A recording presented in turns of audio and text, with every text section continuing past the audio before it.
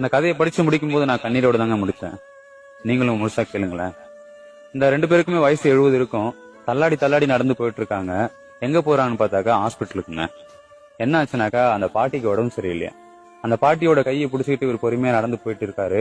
போயிட்டு டாக்டர் பாக்குறாரு. டாக்டர் கிட்ட கேக்குறாருங்க, ஐயா ஐயா இவங்களுக்கு என்ன ஆச்சுன்னு தெரியல, ரொம்ப பயமா இருக்கு, 3 நாளா சாப்பிடல, இவங்களை குணப்படுத்திட்டீங்க அப்படின்னாக்கா ரொம்ப புண்ணியமா இருக்கும் ஐயா அப்படின்றாரு.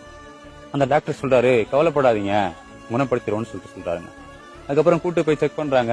அவங்களுக்கு சுகரு, கொலஸ்ட்ரால், பிபி எதுவுமே இல்லைங்க, நார்மலா இருக்கிறாங்க.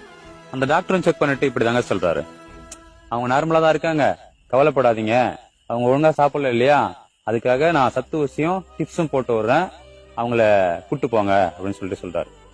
உடனே அந்த பாட்டி, ஐயா அப்பனா அவருக்கும் ஒரு பாட்டில் போட்டு விடுங்க அப்படின்னு சொல்லி கேக்குறாங்க. ஏன் அவருக்கும் உடம்பு சரியில்லையா? இல்ல ஐயா, நான் 3 நாளா சாப்பிடல இல்லையா, அதனால அந்த கிழவனும் 3 நாளா சாப்பிடல, அதுதான் சொல்றேன் அப்படின்னு சொல்ல டாக்டருக்கு ஒரு மாதிரி ஆயிடுச்சுங்க. கொஞ்ச நேரம் அந்த தாத்தாவை பார்த்துட்டு, ஏன் இப்படி பண்றீங்கன்னு சொல்லி கேட்க அந்த தாத்தா சொல்றாரு, அவங்க இல்லாட்டி நான் என்னங்க பண்ண போறேன் அப்படின்னு சொல்றாருங்க.